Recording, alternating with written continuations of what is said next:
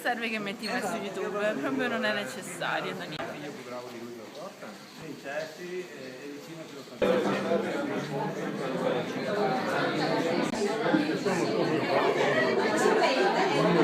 Ha visto la prima? Non sono venuta perché non potevo, ma almeno una volta dovevo Certo. venire. Come mai è qua?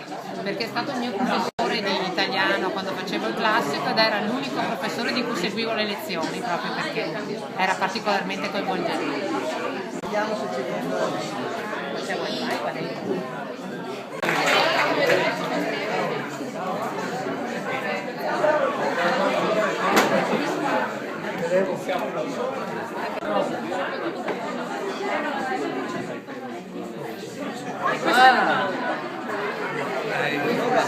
Queste sono cose grandi, mamma mia, che